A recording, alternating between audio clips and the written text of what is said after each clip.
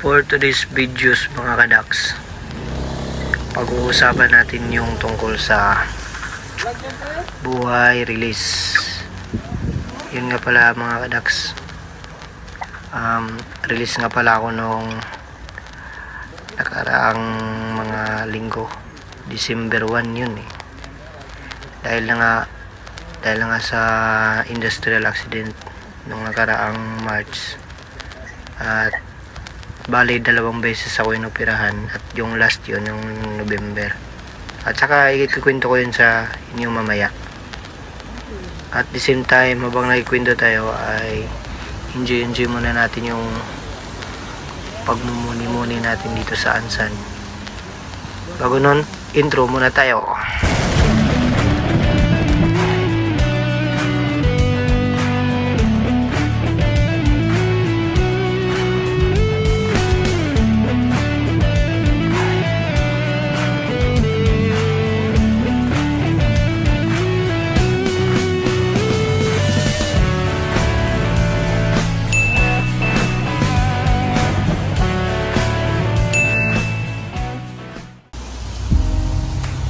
Alright mga kadaks, maulan na hapon,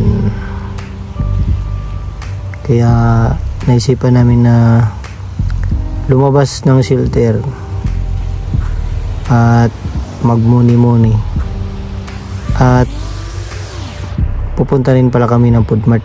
Mamamalinggi kami, bibili kami ng pang-ulam namin mamaya. So sa ngayon, dito kami ngayon sa crossroads ng Ansan, natawid doon sa unahan na yun, yung food mart na yun, yung building na yan, dyan kami bumibili. So anyway, usapang release, pag nagpaparelease tayo, dapat isipin ng mabuti yung mga factor na dapat handa tayo. Kailangan natin ng pera, pang budget, at isang buwan na sahod para hindi alanganin yung pagpaparelease natin. May mga nagpaparelease na hindi naman sinuwerte, at meron ding iba na nagpaparelease na siniswerte rin. Pero huwag kayong mag-alala pag nagparelease kayo. Maraming mga employer na kukontak sa'yo, basta abide lang sa proseso.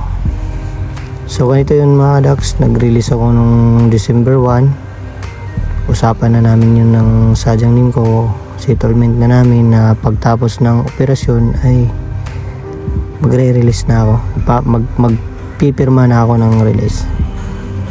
So pag-usapan namin, mabigat man sa loob niya at mabigat rin ng konti sa loob ko, kasi tumagal ako ng 1 taon plus doon sa company na yan. Pero mahirap tiniis ko ng 1 taon. Yung tiniis ko yung nung duty sa company na yun. Pero thankful na rin at least naka-experience ng ganun. Yung mga delikado, mabibigat, masyadong stress, at saka mga parang demon yung katrabaho, ganun. So ganito yun. Pag nagpa-release kayo ay dapat after the day na magpa-release kayo, 1 month yun. Sa pagkakaalam ko, according to sa mga nakasama ko dito sa shelter, 1 month yung counting ng pag-report mo doon sa labor. After ng 1 month, pag hindi ka naka-report within 1 month from the day of release, ay tinti ka na. Kaya dapat within 1 month naka-report ka na sa labor. After mo pumunta sa labor ay after mo mag-report ng yung 1 month duration from release, doon na magka-counted yung 3 months na allowance para makapaghanap ng mga employer.